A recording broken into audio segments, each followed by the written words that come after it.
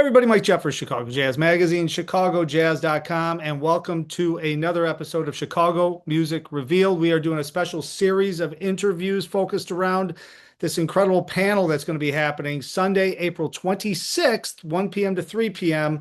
at the Cultural Center, entitled Our Jazz Life, a celebration of history of jazz radio in Chicago, spearheaded and created by Mark Ruffin. And he's got a huge panel of experts, former and current radio personalities, station managers, program directors, and all around jazz enthusiasts, and somebody that I know very well. And of course, I'm happy to have him on here, Dan Bindert, who is the station manager at WDCB 90.9 FM, a great partner of Chicago Jazz Magazine, and of course, a great partner of jazz in Chicago in general. Dan, welcome to the show. And I told Mark when I talked to him earlier, I don't know how he's going to have 7 or 8 or 9 people on the panel and be able to get a word in edgewise, since all of you know how to talk because you're all on the radio. We're gonna all have to hold ourselves back. Hey, Mike, good to be along with you, and it should be fun. I'm interested in hearing all the stories everybody else has. A lot of the deeper history of Chicago jazz radio is something that I'm interested in, and I've learned a lot about over the years. But I arrived in Chicago in 2000, so I mean it's been a quarter century now, but there's an awful lot that happened before I got here. So it's fun to be a part of it. When you were at, because you were at WDCB or WBEZ at first, right? When you got into town, were you still there when Dick Buckley was over there? You must have been, right? And, I and was. In fact, I produced his last program. I was his producer for the last, about year and a half that he was on the air wow. at WBEZ. So we used to record the show together. He would record it in advance.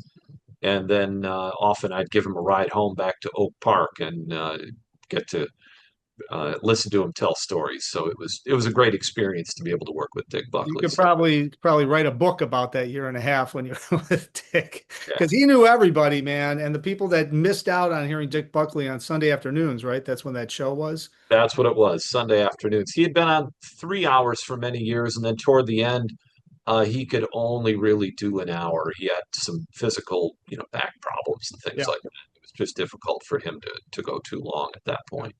Well, he knew everybody, and that was something that, and that comes back to the whole importance of jazz radio in Chicago. And that's why I'm glad this panel is being put together, because as I've been talking to different people that are going to be on the panel, the way I learned about jazz in Chicago, well, learned about jazz specifically, is listening to the radio, listening to Larry Smith on the overnights when I'm coming back from a gig and hearing all of these different musicians play in all different parts of the country. I would have never bought some of their recordings because I just wouldn't know who they were if it wasn't for the radio. So talk a little bit about, the importance of having jazz radio, and the WDCB does an incredible job. It's one of the I don't, you know more about it than me. I think it's one of the largest ones in the entire country as far as a jazz station, jazz and blues, but also you guys are 24 hours. I mean, you have programming throughout the entire day and night, which is very rare these days in that genre of music. Sure, and glad to hear you mention my old buddy Larry Smith. I got Yeah. to work with Larry for about his last 6 years on the air, and he was just great. Learned a lot from Larry. But yeah, at WDCB, I mean, we're coming up next year in 2027 will be our 50th anniversary on the air, and WDCB has had some jazz programming since the beginning. Mark Ruffin, in fact, was one of the early hosts I believe it was in the early 80s and at various times over the first couple of decades there. Bob Foskett was also a longtime voice on WDCB. Um, but Bruce Oscar, now our afternoon host, I mean, he's coming up on 34 years, I think, behind the mic in the same spot. I mean, there aren't too many people in Chicago in the history of radio in Chicago that can claim that kind of longevity. Paul Abella's been with the station for 30 years himself. And so we have a lot of people that have been doing it for a long time here. And I was real lucky to sort of step into WDCB in 2013 to what was already really a great operation. And I got to right off the top give Ken Scott, who does events and marketing and development here at the station, a lot of credit because he's been just tireless in connecting WDCB to the Chicago jazz community. I mean, we're out all over the place doing events and trying to bring people together with Chicago's musicians, every week of the year. And Ken is a real driving force behind a lot of that work. But um, yeah, WDCB is the really the third largest jazz station in the country. I mean, Chicago's the third largest population. Our signal reaches the entire city. It's not perfect signal at certain spots along the lakefront or in the loop, but especially with the web and now an app, that's solved a lot of those problems for a lot of people. People use the app in their car now, sometimes more than they use an actual radio. But WDCB's been pretty consistently has an audience, roughly 150,000 weekly listeners in Chicagoland, and we get donors from 40 states, 10 countries around the world who listen enough to donate and support what we do. Isn't that amazing? I mean, when you sit and think about it, for a jazz station to have that kind of listenership, there's so many people that love the music, that are connected to the music. Whether or not they go out places is another story and get somewhere to actual a club or something like that. But to hear that and to be able to connect with the station, but also to what your point is, and I think it's very important for people to understand this. I think the reason why WDCB has grown so much is because of that outreach. You guys are at every festival. You guys are supporting small clubs doing jazz, large festivals all throughout. You're getting your name out, but you're also helping to support those festivals that are, I mean, let's just admit it. It's a very small base of people that want to, go to a jazz club or go to a festival and connect with the jazz community. But if you're a radio station and you're not out doing what you guys do, you wouldn't have the listenership. I mean, it's that big community connection, I think, that really helps the whole thing. And that's why it's, I think, grown so much. I can't believe 50 years too, but that's why. It's like you started off inch by inch by inch by inch and slowly grew out, and people just know WDCB now, right?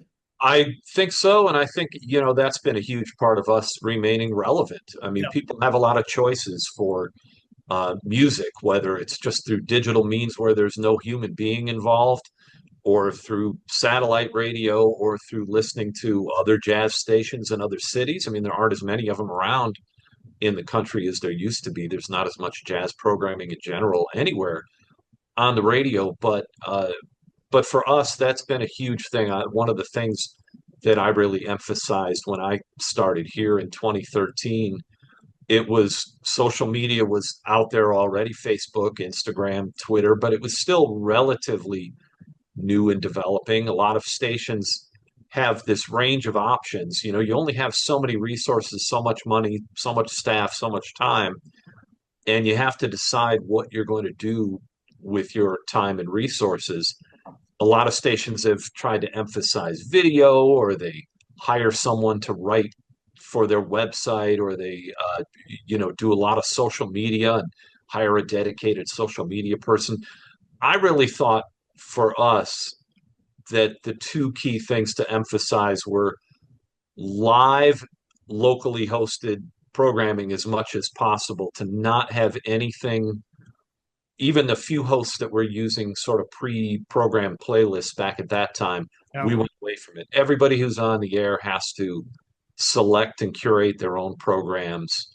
And, there are some shows in the evenings and the weekends that are recorded in advance, where people will come in to record a show that airs at 11 o'clock on a Tuesday night or something like that. But for the most part, every day, even through the overnight, from midnight all the way for 19 hours up until 7 o'clock at night, Monday through Friday, it's live with the real person here in the studio. We kept that up even during COVID, where there was always a live person in real time playing the music. And to me, that's sort of the crux. I mean, that's the core of what makes radio special, is that you feel like you're connected to something in real time, of a person who loves and cares about the music, sharing it with you, and that it's on some level coming from the heart, that they believe in the music they're playing for you. So that was the one thing we really emphasized.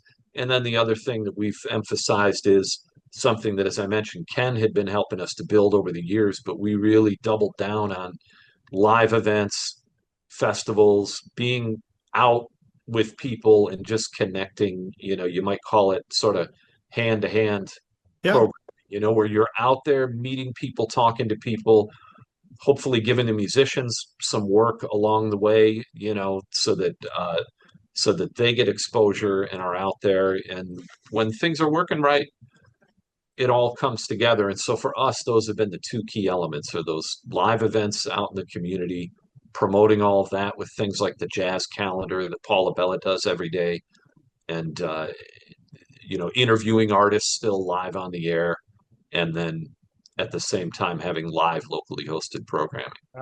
Well, the whole thing coming up through radio when it first started was that connection, to your point. Yeah. And still, like, even now, if I'm driving home at 2 a.m. and I'm listening to somebody on WDCB, I know they're in the station, and there's that connection. There's a relationship. It's like, oh, I'm not the only one up here. Somebody else is actually up working over there. And there's that connection. I think that the more automated things and the more, online and Spotify and everything else, you get the music there, but you don't get that connection. You don't get any history. You don't get any, I wouldn't listen to certain things until somebody else, whether it's Larry Smith, I just keep bringing him up because I used to listen to him. If he's listening to that, I'd be like, well, all right, wait a minute, I'm going to check that out now because Larry's listening to it. I want to listen to it. And that's kind of your whole thought process, it sounds like, on It sure is, WDCB. and we're really one of a handful of stations, of all the stations in Chicago, that still have a live overnight Yeah. host. And at the same time, around the country, if you were to check even the other big jazz stations, WBGO or KKJZ in Los Angeles, most of them do not have a live host anymore. They're even some of those big stations are voice tracking significant hours of the day where, if you're a radio person, you can sort of tell that it's not really happening live and in real time. So for me, that's just such a core element. And I'm a late night guy too. So I mean, that's where I started on the radio in Rochester, New York in the late 80s for an NPR affiliate there, WXXI, doing jazz and blues. Late at Night is an AM station. It still exists, but they don't play music anymore. Mm-hmm. For a long time, they went to all news, like a lot of NPR news talk stations. But I did jazz and blues for them, and there were always people up in the middle of the night. And, I would be playing an Art Blakey record at 3 in the morning, and some guy would call in and said, "Hey, I'm playing conga drums in my basement along with this Art Blakey tune. Play something else with some great drums for me." And, hey, cool, this is happening at 3 in the morning. And I listened the same way. That was what, to me, there's a magical thing about radio, whatever hour of the day it is, where you're going to hear something. All of our hosts, I think people get to know certain styles that they favor, Yeah. musical styles, and you might be able to tune in for 10 minutes and know whether it's Paula Bella or Leslie Caros or Bruce Oscar or Orbert Davis on a Friday night. But you're always, I think just about every one of our hosts, even if you listened every single day, you're going to hear something every day that you've never heard before. Jazz is such a wide, deep thing. We don't, we still use CDs and vinyl. We still encourage our hosts to use their home collections and put it together on the fly and to keep reaching for new things. We don't approve every single piece of music before it goes on the air or something like that. Yeah. It's all stored in a computer. We want it to be real, and that way, hopefully, people do get surprised from time to time. Well, and that's the beauty of it. And you guys are keeping that tradition alive. And to your point, not many are. And everybody should check this out. Sunday, April 26th, 1 p.m. to 3 p.m. at the Cultural Center, 78 East Washington. It's Our Jazz Life, a celebration of the history of jazz radio in Chicago, a stellar panel. It's going to include Mark Ruffin, Dan Bindert, Richard Steele, of course. Dave Freeman is coming in.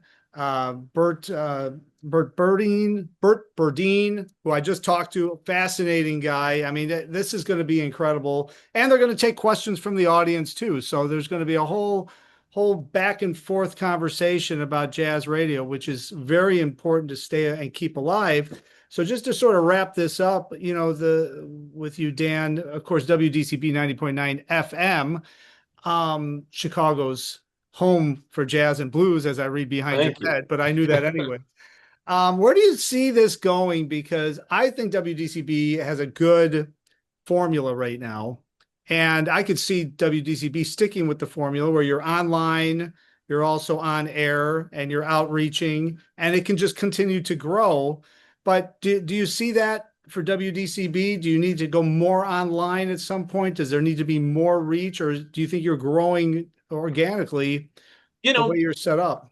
we're online as much. I mean, Yeah, it's funny because people will talk about things, whether something's worldwide or not. I mean, basically anybody who's got a blog is worldwide at right. this point. I We're mean, there worldwide right now, Dan. You and I are yeah, worldwide. that's right. WDCB, the live stream is worldwide. Our thing Yep. is, we have a new app that came out that a lot of people are enjoying, but really the core thing is that we want to cover and explore the Chicago jazz scene and represent that within this larger framework of jazz programming, jazz history. I mean, you got 100+ years of jazz music, and everything you play on some level should have to match up to the quality that's been established over those 100 years. So it's not that we can play every piece of music that gets recorded by a local artist, but we do feel that's a strong part of our identity. We play a lot of local Chicago artists. And at the same time, we want to represent the Chicago thing, jazz and blues, to the world. I mean, Chicago's, one of the greatest jazz cities historically, and still just the incredible scene here for jazz and blues. It's alive and it's like a world capital of this music. So for us, that's our identity. We're not going to diminish the Chicago identity in order to reach more people around the world. We want them to come to us because maybe they visited Chicago or used to live in Chicago or heard a Chicago artist that they like and they want to get to know more about it, just the way, say, WWOZ in New Orleans represents the sound of New Orleans. And, if you go to KKJZ in Los Angeles, they play a little more smooth, slick stuff, sort of represents LA a little bit. And a lot of Latin music, they have their own flavor. Jazz is one of the only formats where all the stations, even around the country, aren't cookie cutter. They all sound a little bit different. So we hope we're representing Chicago well to the world and at the same time serving the Chicago audience. Yeah. Well, you definitely are doing that. And it's great to be a good partner with you with Chicago Jazz. And we're looking forward to seeing you and everybody else at the panel discussion, Our Jazz Life, a celebration of the history of jazz radio in Chicago, April 26, 1 to 3. RSVP below. It's very important that you sign up early because they're going to be selling out. I'm sure there's going to be a lot of interest in this panel. And of course, you'll be able to see WDCB at the Chicago Blues Fest, at the Chicago Jazz Fest, at the Hyde Park Jazz Fest, and every other jazz fest in between, That's probably right. throughout the summer. So stop by and say hi to them at the booth. And you'll probably see Dan and Ken and Paul and a myriad of others right there to connect with you in person. Dan, thank you so much for jumping on. It is great to see you, and thanks for taking the time. Great to see you, and Mike, thanks for everything you do for the music community as well through all your various efforts. You really just do some incredible work year round. It's great to be able to connect with you in this context. Well, I appreciate that. Of course, I appreciate everybody watching. And of course, all the information is going to be at chicagojazz.com and wdcb.org. And until next time, hopefully I will see somebody out on the scene.